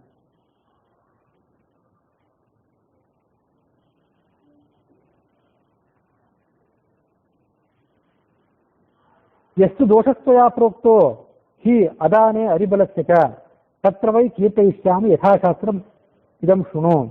ಸುಗ್ರೀವನೇ, ಶತ್ರುಗಳ ಸೈನ್ಯದ ಒಬ್ಬ ಸೈನಿಕನನ್ನ, ಒಬ್ಬ ಸೇನಾಪತಿಯನ್ನು ನಮ್ಮ ಕಡೆ ಸೇರಿಸ್ಕೊಳ್ಳೋದ್ರಲ್ಲಿ ಏನು ದೋಷ ಇದೆ ಅಂತ ನೀನು ಹೇಳಿದೆಲ್ಲ, ಅದಕ್ಕೆ ಸಂಬಂಧಪಟ್ಟಂತೆ ನೀತಿಶಾಸ್ತ್ರದ ಮತ್ತೊಂದು ಮಾತನ್ನು ಹೇಳ್ತೇನೆ. ನವಯಂ ತತ್ಕುಲೀನಾಶ್ಚ ರಾಜ್ಯಕಾಂಕ್ಷೀತ ರಾಕ್ಷಸಃ ಪಂಡಿತಾ ಹಿ ಭವಿಷ್ಯಂತಿ ತಸ್ಮಾತ್ ಗ್ರಾಹ್ಯೋ ವಿಭೀಷಣ. ನಾವು ವಿಭೀಷಣ ಕುಲಕ್ಕೆ ಸಂಬಂಧಪಟ್ಟವರಲ್ಲ, ನಾವು ಮನುಷ್ಯರು, ನೀವು ಕಪಿಗಳು. ಈ ನಮ್ಮ ಶತ್ರುಗಳಂತೂ ರಾಕ್ಷಸರು. ಮೇಲಾಗಿ ಈ ವಿಭೀಷಣ ಇಲ್ಲಿ ಯಾವತ್ತು ಬಂದಿದ್ದಾನೆ, ಯಾಕೆ ಬಂದಿದ್ದಾನೆ ಅಂದ್ರೆ ರಾಜ್ಯಕಾಂಕ್ಷಿ ವಿಭೀಷಣ. ರಾಮ ಅದನ್ನು ತಿಳ್ಕೊಂಡ್ಬಿಟ್ಟ ಮುಂಚಿತವಾಗಿ. ರಾವಣನ ಹತ್ಯೆ ನಡೆದು ರಾಕ್ಷಸ ರಾಜ್ಯಕ್ಕೆ ನಾಯಕರಿಲ್ಲ ಅಂತ ಆದ್ಮೇಲೆ ನನ್ನನ್ನೇ ಅಂದ್ರೆ ವಿಭೀಷಣನನ್ನೇ ರಾಮ ಪಟ್ಟಾಭಿಷೇಕ ಮಾಡ್ತಾನೆ ಅಂತ ಅವನಿಗೊಂದು ಗ್ರಹಿಕೆ ಇತ್ತು. ಆ ವಿಭೀಷಣನ ಮನಸ್ಸಿನಲ್ಲಿ ಮೂಡಿದ ಆಸೆಯನ್ನ ರಾಮ ಮುಂಚಿತವಾಗಿ ಊಹಿಸಿ ತಿಳ್ಕೊಂಡಿದ್ದ. ಈತನು ಕೂಡ ವಿಭೀಷಣ ಕೂಡ ಒಬ್ಬ ವಿದ್ವಾಂಸರಾದ್ರಿಂದ ಅವನನ್ನು ನಾವು ಸ್ವೀಕಾರ ಮಾಡಬೇಕಾಗಿದೆ. ಅವ್ಯಗ್ರಾಶ್ಚ ಪ್ರಹಷ್ಟಾಶ್ಚ ತೇ ಭವಿಷ್ಯಂತಿ ಸಂಗತಾಃ ಪ್ರಣಾದಶ್ಚ ಮಹಾನೇಶೋ ಅನ್ಯೋನ್ಯಸ್ಯ ಭಯಮಾಗತಂ ಇತಿ ಭೇದಂ ಗಮಿಷ್ಯಂತಿ ತಸ್ಮಾತ್ ಗ್ರಾಸ್ಯೋ ವಿಭೀಷಣ. ನಮ್ಮ ಕಡೆ ವಿಭೀಷಣನ ಸೇರಿಸ್ಕೊಂಡ್ರೆ ವಿಭೀಷಣನಿಗೆ ಮತ್ತು ಆತನ 4 ಜನ ಮಂತ್ರಿಗಳಿಗೆ ಇರುವಂತಹ ಎಲ್ಲ ಚಿಂತೆ, ಎಲ್ಲ ಶಂಕೆ ಪರಿಹಾರ ಆಗಬಲ್ಲದು. ತನ್ನ ರಾಜ್ಯದಲ್ಲಿದ್ದಾಗ ಉಳಿದ ರಾಕ್ಷಸರಿಂದ ಆತನಿಗೇನು ಭಯವಿತ್ತು, ಆ ಭಯ ಇಲ್ಲಿ ನೀಗಿ ಆತನ ಚಿಂತನಾಗ್ತಾನೆ. ಹಾಗಾಗಿ ನಾವು ವಿಭೀಷಣನನ್ನು ಸ್ವೀಕಾರ ಮಾಡೋಣ. ನ ಸರ್ವೇ ಭ್ರಾತರಸ್ತಾತ ಭವಂತಿ ಭರತೋಪಮಾಹ ಮದ್ವಿಧಾವ ಪಿತುಃಪುತ್ರಾಹ ಸುಹೃದೋವಾ ಭವದ್ವಿಧಾಹ. ಈ ವಿಭೀಷಣ ರಾವಣನಿಗೆ ತಮ್ಮ ಅಂತಾದ್ಮೇಲೆ ಆ ರಾವಣನನ್ನ ಈತ ಯಾಕೆ ಕೈ ಬಿಟ್ಟು ಇಲ್ಲಿಗೆ ಬಂದಿದ್ದಾನೆ ಅಂತಂದ್ರೆ, ಎಲ್ಲ ಅಣ್ಣ ತಮ್ಮಂದ್ರು ಒಂದೇ ರೀತಿ ಇರೋದಿಲ್ಲ ಅಂದ ರಾಮ. ನ ಸರ್ವೇ ಭ್ರಾತರಸ್ತಾತ ಭವಂತಿ ಭರತೋಪಮಾಹ. ಎಲ್ಲ ಅಣ್ಣ ತಮ್ಮಂದ್ರು ರಾಮ ಲಕ್ಷ್ಮಣ, ರಾಮ ಭರತರು ಇದ್ದಂತೆ ಇರ್ತಾರೇನು? ರಾಮ ಲಕ್ಷ್ಮಣರಲ್ಲಿ ರಾಮ ಭರತರಲ್ಲಿ ಎಂದೂ ಕೂಡ ವಿರೋಧ ಬರಲಿಲ್ಲ. ನಮ್ಮಲ್ಲಿ ಬರಲಿಲ್ಲ ಅನ್ನುವ ಮಾತ್ರಕ್ಕೆ ಈ ರಾವಣ ಮತ್ತು ವಿಭೀಷಣರಲ್ಲಿ ವಿರೋಧ ಬರಬಾರ್ದು ಅಂತ ಏನಿದೆ? ಅವರು ನಮ್ಮಂತೆ ಇಲ್ವಲ್ಲ, ಅವರು ರಾಮ ಲಕ್ಷ್ಮಣ ರಾಮ ಭರತರ ಅಲ್ಲಲ್ಲ, ಹಾಗಾಗಿ ವಿರೋಧ ಬರಬಾರ್ದು ಯಾಕೆ? ಮದ್ವಿಧಾವಾಪಿತ ಪುತ್ರಾಹ, ನನ್ನಂತೆ ಎಲ್ಲರೂ ಕೂಡ ಮಕ್ಕಳು ಇರ್ತಾರೇನೋ, ತನ್ನ ಬಗ್ಗೆನೇ ರಾಮ ಹೇಳ್ಕೊಂಡ. ನಮ್ಮಪ್ಪ ಒಂದು ಸೂಚನೆಯನ್ನು ಕೊಟ್ಟ, ತಾನು ಬಾಯಿ ಬಿಟ್ಟು ಹೇಳದೇ ಇದ್ರು ಕೂಡ ಕೈಕೈಯ ಮೂಲಕ ಹೇಳಿಸಿದ. ಕೈಕೈ ಮೂಲಕ ಹೇಳಿಸಿದ ಅನ್ನೋದಕ್ಕಿಂತ ಕೈ ರಾಜನನ್ನ ಬಗ್ಗು ಬಡಿದು ಆತನನ್ನ ಮಾತಿಲ್ಲದವನನ್ನಾಗಿ ಮಾಡಿ ತಾನು ನೀನು ಕಾಡಿಗೆ ಹೋಗ್ಬೇಕು ಅಂತ ಹೇಳಿಬಿಟ್ಲು ನನಗೆ. ನಾನು ಹೊರಟು ಬಂದೆ, ರಾಜನಿಗೆ ಪ್ರತಿಯಾಗಿ ನಾನು ಮಾತಾಡಲಿಲ್ಲ. ಆಗ ಎಲ್ಲ ಮಕ್ಕಳು ನನ್ನಂತೆ ಇರ್ತಾರೇನು? ಅಪ್ಪನ ವಿರುದ್ಧವೇ ಅಮ್ಮನ ವಿರುದ್ಧವೇ ತಾಯಿ ತಂದೆಗಳ ವಿರುದ್ಧ ಕತ್ತಿ ಮಸಿಯಂಥವ್ರು ಇರೋದಿಲ್ಲೇನು? ಸುಹೃದೋವಾ ಭವದ್ಭಿದಾಹ. 3ನೇ ಉದಾಹರಣೆ ಏನಂದ್ರೆ, ಎಲ್ಲಾ ಮಿತ್ರರು ನಿನ್ನಂತೆ ಇರ್ತಾರೇನು? ನೀನು ಸುಗ್ರೀವ, ನನಗೆ ರಾಮನಿಗೆ ಮಿತ್ರ, ನಾವಿಬ್ರು ಪರಸ್ಪರ ಮಿತ್ರರು. ನಿನ್ನ ಹಿತವೇ ನನ್ನ ಹಿತ, ನನ್ನ ಹಿತವೇ ನಿನ್ನ ಅಹಿತ. ಆದರೆ ಎಲ್ಲ ಮಿತ್ರರು ನಿನ್ನಂತಿರೋದಿಲ್ಲಲ್ಲ. ಕೆಲವು ಮಿತ್ರರು ಮತ್ತೆ ಕೆಲವು ಮಿತ್ರರನ್ನ ಸಮಯ ಬಂದಾಗ ಕುತ್ತಿಗೆ ಕೊಯ್ಲಿಕ್ಕೂ ಕೂಡ ಹಿಂದಿರಿಯಂತೆ ಕಾಣೋದಿಲ್ಲ. ಹಾಗಾಗಿ ಮಿತ್ರರಾದರೂ, ಅಣ್ಣ ತಮ್ಮಂದರಾದರೂ, ಮಕ್ಕಳಾದರೂ ದ್ವೇಷ ಇದ್ರೆ, ಶಂಕೆ ಇದ್ರೆ ಅವರು ಪರಸ್ಪರ ಹಾನಿ ಮಾಡಿಬಿಡ್ತಾರೆ. ಆಗ ಸುಗ್ರೀವ ಮೇಲೆದ್ದು ಮತ್ತೊಮ್ಮೆ ರಾಮನಿಗೆ ನಮಸ್ಕಾರ ಮಾಡಿದ. ಈ ವಿಭೀಷಣನನ್ನು ರಾಮನೇ ಇಲ್ಲಿ ಕಳಿಸಿದ್ದಾನೆ ಹಾಗೆ ನಾವು ಭಾವಿಸೋಣ. ಆದ್ರಿಂದ ಇವನನ್ನು ಕೊಲ್ಲದೇ ಇದ್ರೂ ತೊಂದರೆ ಇಲ್ಲ, ಬಂಧಿಸಿ ಇರೋಣ, ಸೆರೆಯಲ್ಲಿರೋಣ ಈತನನ್ನ. ನಾನು, ನೀನು ಮತ್ತು ಲಕ್ಷ್ಮಣ 3 ಜನ ಈ ವಿಭೀಷಣನನ್ನು ನಂಬಿ ಬಿಟ್ರೆ ನಮ್ಮನ್ನ ಈತ ಪ್ರಹಾರ ಮಾಡಿಬಿಡ್ತಾನೆ. ಹಾಗಾಗಿ ಈತನನ್ನೇ ನಾವೀಗ ವಧೆ ಮಾಡೋಣ ಅಥವಾ ಸೆರೆಯಲ್ಲಿಡೋಣ. ಏನೇ ಆಗಲಿ ಕ್ರೂರಿಯಾದ ರಾವಣನ ತಮ್ಮ ಈತ ಅನ್ನೋದನ್ನು ನಾವು ಮರೆಯಬಾರದು. ಸುಗ್ರೀವ ತನ್ನ ಪಟ್ಟು ಬಿಡಲಿಲ್ಲ. ರಾಮ ಸ್ವಲ್ಪ ಹೊತ್ತು ಅವನ ಮಾತನ್ನ ಮತ್ತೊಮ್ಮೆ ವಿಮರ್ಶೆ ಮಾಡಿದ. ಮುಂದೆ ಸುಗ್ರೀವನಿಗೆ ಮತ್ತೆ ಹೇಳಿದ, ಸುದುಷ್ಟೋವಾ ಪ್ರದುಷ್ಟೋವಾ ಕಿಮೇಶ ರಜನೀಚರಃ ಸೂಕ್ಷ್ಮಪ್ಯಹಿತಂ ಕರ್ತು ಮಮಾಶಕ್ತ ಕಥಂಚನ. ಆತ ಎಷ್ಟೋ ದುಷ್ಟನಾಗಿರ್ಲಿ, ಅದೇನೇ ಇರಲಿ, ಆತ ನನಗೇನಾದ್ರೂ ಹಾನಿ ಮಾಡಬಲ್ಲನೆ? ವಿಭೀಷಣ ಹೋಗ್ಲಿ, ಜಗತ್ತಿನಲ್ಲಿ ಬೇರೆ ಯಾರಾದರೂ ನನಗೆ ಹಾನಿ ಮಾಡುವಷ್ಟು ಶಕ್ತರಿದ್ದಾರೋ?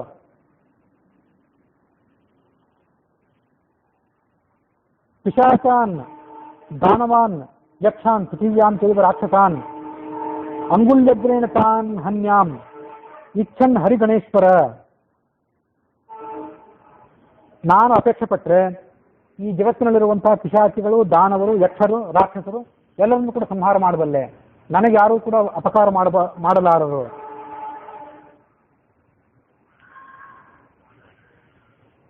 ಈ ಒಂದು ಕಥೆಯನ್ನ, ಒಂದು ಪಾರಿವಾಳದ ಬಗ್ಗೆ ಇರುವಂಥ ಕಥೆಯನ್ನು ನಾವು ಕೇಳ್ತೇವೆ. ಆ ಕಥೆಯನ್ನು ನಿನಗೆ ಹೇಳ್ತೇನೆ ಅಂತ ರಾಮ. ಅದೇನೆಂದ್ರೆ,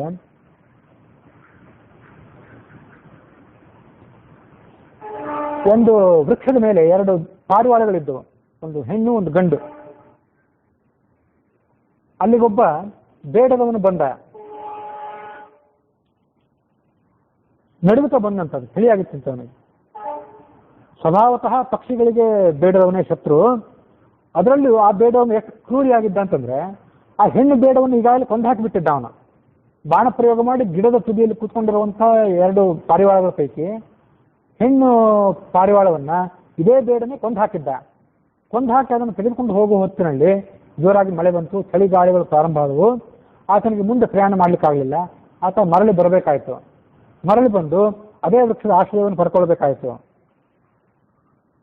ಆದರೆ ಆ ಗಂಡು ಪಾರಿವಾಳ ಈತ ನನ್ನ ಶತ್ರು ಅಂತ ಭಾವಿಸಿ ಆ ಬೇಡರನ್ನು ತಿರಸ್ಕಾರ ಮಾಡಲಿಲ್ಲ. ಆತನಿಗೆ ಅದು ಸತ್ಕಾರ ಮಾಡಿತಂತೆ. ಆತನಿಗೆ ಬೆಂಕಿ ಕಾಯಿಸಿಕೊಳ್ಳಿಕ್ಕೆ ಅನುಕೂಲ ಮಾಡಿಕೊಟ್ಟಿತ್ತು. ಕೊನೆಗೆ ತಾನೇ ಒಮ್ಮೆ ಬೆಂಕಿಗೆ ಬಿದ್ದು ಆಹಾರವಾಯಿತು ಆತನಿಗೆ ಹಾಗೆ ಸತ್ಕಾರ ಮಾಡಿತ್ತು. ಅದು ಪ್ರಾಯಶಃ ಮಹಾಭಾರತದಲ್ಲಿ ಬರುವಂಥ ಕಥೆ ಅದು. ಆಶ್ರಯಕ್ಕೆ ಬಂದಂಥ ಆ ವ್ಯಕ್ತಿಯನ್ನ ಅಷ್ಟು ಆದರದಿಂದ ಉಪಚಾರ ಮಾಡಿತು ಒಂದು ಪಕ್ಷಿ. ಹಾಗಿರುವಾಗ ಮನುಷ್ಯ ಎಷ್ಟು ಉದಾರತ ಭಾವದಿಂದ ತನ್ನ ಸುತ್ತಮುತ್ತಲಿನವ್ರ ಬಗ್ಗೆ ನಡ್ಕೊಳ್ಬೇಕು, ಅದನ್ನು ನಾವು ಕಲ್ತ್ಕೊಳ್ಬೇಕು.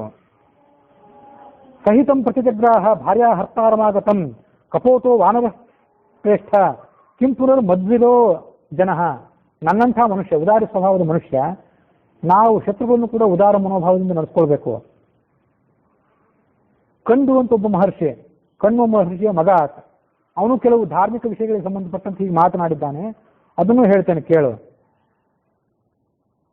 ಶತ್ರುವೇ ಆಗಿದ್ರು ಕೂಡ ಶರಣಾಗತನಾಗಿ ಕೈ ಜೋಡಿಸಿ ಬಂದರೆ ಅವನನ್ನು ಖಂಡಿತವಾಗಿಯೂ ಕೊಲ್ಲಬಾರದು.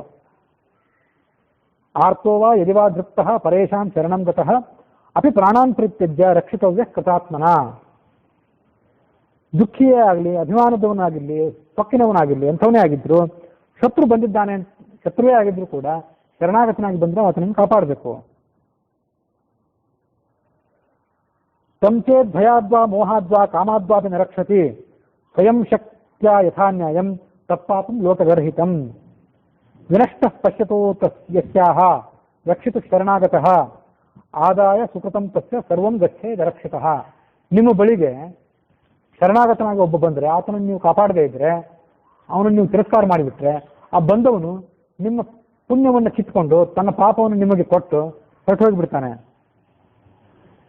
ಹಾಗಾಗಿ ಶರಣಾಗತನನ್ನು ಏನಕ್ಕೇನ ಪ್ರಕಾರ ನಾವು ಕಾಪಾಡಬೇಕು. ಶರಣಾಗತನಾಗಿ ಬಂದವನನ್ನ ತ್ಯಾಗ ಮಾಡಿದರೆ ನಮಗೆ ಐಹಿಕ ಫಲವೂ ಇಲ್ಲ, ಆಮುಷ್ಮಿಕ ಫಲವೂ ಕೂಡ ಇಲ್ಲ. ಸಕವೇವ ಪ್ರಪನ್ನಾಯ ತವಾಸ್ಮೀತಿ ಯಾಚತೆ ಅಭಯಂ ಸರ್ವಭೂತೇಭ್ಯೋ ದದಾಮ್ಯೇತದ್ ವೃತಂ ಮಮ. ನಾನು ರಾಮ ಆದ್ರಿಂದ ನನ್ನ ವ್ರತ ಇಲ್ಲ, ಉಳಿದವರೆಲ್ಲ ಹೀಗೆ ಅನುಸರಣೆ ಮಾಡ್ಬೇಕಂತಿಲ್ಲ ಅಂತ ಅದರ ಧ್ವನಿ. ಸಕವೇವ ಪ್ರಪನ್ನಾಯ, ಒಮ್ಮೆ ನನ್ನ ಬಳಿಗೆ ಬಂದ್ರೆ ಸಾಕು.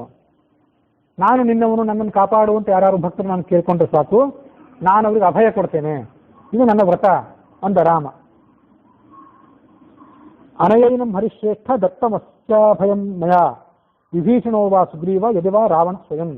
ವಿಭೀಷಣ ಹೋಗ್ಲೆ, ಇವನಿಗಿಂತ ಬಲಿಷ್ಠನಾದ ದುಷ್ಟನೇ ಆದಂತಹ ರಾವಣ ಇಲ್ಲಿಗೆ ಬಂದ್ರು ನಾನು ಅವ್ರಿಗೆ ಅಭಯ ಕೊಡ್ತೇನೆ ಅಂದ. ಇಲ್ಲಿ ಎಲ್ಲ ಮಾತುಗಳು ಬಂತಲ್ಲ, ಇದನ್ನು ಕೂಡ ಸರಿಯಾಗಿ ತೂಗಿ ನೋಡ್ಬೇಕು. ಎಲ್ಲ ದುಷ್ಟರಾದಂಥ ಶತ್ರುಗಳು, ಕಂಡಂಥ ಶತ್ರುಗಳಿಗೆಲ್ಲ ಅಭಯ ಕೊಡೋದೇನಿದೆ ಅದು ಘಾತಕ ಆದಿತ್ತು. ಇದು ರಾಮ ಸರ್ವಜ್ಞ ಆದ್ದರಿಂದ, ಆ ಶತ್ರುವಿನ ಸ್ವಭಾವವನ್ನು ಸರಿಯಾಗಿ ತಿಳ್ಕೊಂಡವನಾದ್ರಿಂದ, ಮುಂದಿನ ಆಗು ಹೋಗೋದನ್ನು ಸರಿಯಾಗಿ ತಿಳ್ಕೊಂಡವನಾದ್ರಿಂದ ಅವನಿಗೆ ರಕ್ಷಣೆ ಕೊಟ್ಟ. ಅದು ಹನುಮಂತನ ಸಮ್ಮತಿ ಇತ್ತಾದ್ರಿಂದ, ಹನುಮಂತ ರಾಮತಿಬ್ರು ಸರ್ವಜ್ಞರಾದ್ರಿಂದ, ಅದೆಲ್ಲವನ್ನು ತಿಳ್ಕೊಂಡವರಾದ್ರಿಂದ ರಕ್ಷಣೆ ಕೊಟ್ಟರು. ಉಳಿದವರೆಲ್ಲರೂ ಕೂಡ ನಮ್ಮಂಥ ಅಜ್ಞಾನಿಗಳಾದವರು, ಭವಿಷ್ಯವನ್ನು ತಿಳಿಯದೇ ಇದ್ದವರು, ಶತ್ರು ಶರಣಾಗತನಾಗಿ ಬಂದಿದ್ದಾನೆ ಅಂತ ಆತನಿಗೆ ರಕ್ಷಣೆ ಕೊಟ್ಟುಬಿಟ್ರೆ, ಆತನನ್ನು ನಂಬಿಬಿಟ್ರೆ ನಾವು ಹಾಳಾಗಿ ಹೋಗ್ತೇವೆ. ಅದಕ್ಕೆ ಒಂದು ಉದಾಹರಣೆ ಅಳಿಯ ರಾಮರಾಯಂದು. ಮತ್ತೊಂದು ಪ್ರಸಿದ್ಧವಾದ ಉದಾಹರಣೆ ಅಂದರೆ ಪೃಥ್ವಿರಾಜ ಚೌಹಾಣಂದು. 17 ಬಾರಿ ತನ್ನ ಮೇಲೆ ದಂಡೆತ್ತಿ ಬಂದು ತನ್ನ ಕೈಯಿಂದ ಸೋತಂಥ ಘಜನಿ ಮಹಮ್ಮದನನ್ನು ಕ್ಷಮೆ ಮಾಡಿದ. ನಾನು ರಾಮನ ವಂಶದವನು, ಮಹಾಪರಾಕ್ರಮಿ, ಶರಣಾಗತನಾದವನು, ರಕ್ಷಣೆ ಕೊಡ್ತೇನೆ ನಾನು ಅಂತ ತನ್ನ ಪ್ರತಿಷ್ಠೆಯನ್ನು ಮೆರೆದು ರಕ್ಷಣೆ ಕೊಟ್ಟ. 18 ಬಾರಿ ಆತ ಮತ್ತೆ ದಂಡೆತ್ತಿ ಬಂದು 18ನೇ ಬಾರಿ ಈ ಪೃಥ್ವಿರಾಜ ಚೌಹಾಣನನ್ನು ಬಂಧನದಲ್ಲಿಟ್ಟುಬಿಟ್ಟ. ಅದೆಲ್ಲರಿಗೂ ನೀಗುವಂಥದ್ದಲ್ಲ ಶರಣಾಗತ ರಕ್ಷಣೆ ಅಂತ ಅನ್ನೋದು. ಯಾರಿಗೆ ನೀಗುತ್ತದೋ ಅವರೇ ಮಾಡಬೇಕು. ನಮಗೇನು ನೀಗುತ್ತೋ ಅಂತ ಕಾರ್ಯವನ್ನು ನಾವು ಮಾಡಬೇಕು. ಯದಾಮ್ಯೇತದ್ ವೃತಂ ಮಮ, ಇದು ನನ್ನ ವೃತ ಅಂತ ಹೇಳ್ಕೊಂಡ ರಾಮ, ಉಳಿದವರ ವೃತ ಅದಲ್ಲ.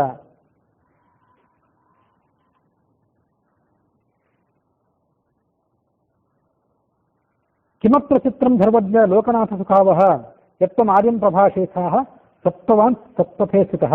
ಸುಗ್ರೀವ ರಾಮನ ಮಾತನ್ನು ಒಪ್ಪಿದ. ನೀನು ಜಗತ್ತಿಗೆಲ್ಲದಕ್ಕೂ ರಕ್ಷಕನಾದವನು, ಇಂಥ ಮಾತನ್ನು ನೀನು ಆಡಿದ್ರಲ್ಲಿ ಏನು ಆಶ್ಚರ್ಯವಿಲ್ಲ. ಮಮತಾ ಪಂಚರಾತ್ಮಾಯಂ ಶುದ್ಧಂ ವೇತ್ತಿ ವಿಭೀಷಣಂ ಅನುಮಾನಾಚ್ಯ ಭಾವಾಚ್ಯ ಸರ್ವತ ಸುಪರೀಕ್ಷಿತ.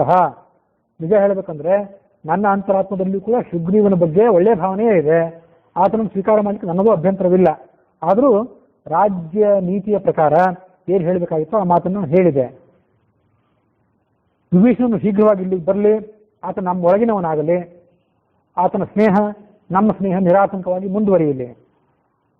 ಹೀಗೆ ಸುಗ್ರೀವ ಹೇಳಿದ ಮಾತನ್ನ ಕೇಳಿ ರಾಮ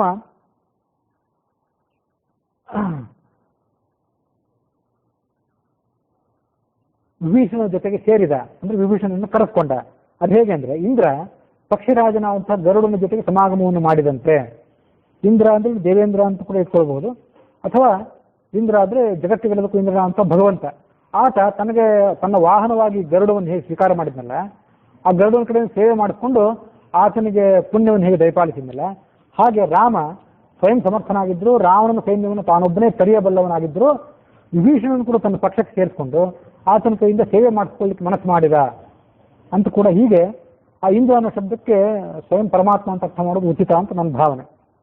ಅಲ್ಲಿಗೆ ವಾಲ್ಮೀಕಿ ರಾಮಾಯಣದ ಯುದ್ಧಕಾಂಡದ 18ನೇ ಸರ್ಗ ಸಮಾಪ್ತ ಆಯಿತು ಮತ್ತು 7ನೇ ಸಂಪುಟ ಕೂಡ ಸಮಾಪ್ತ ಆಯಿತು.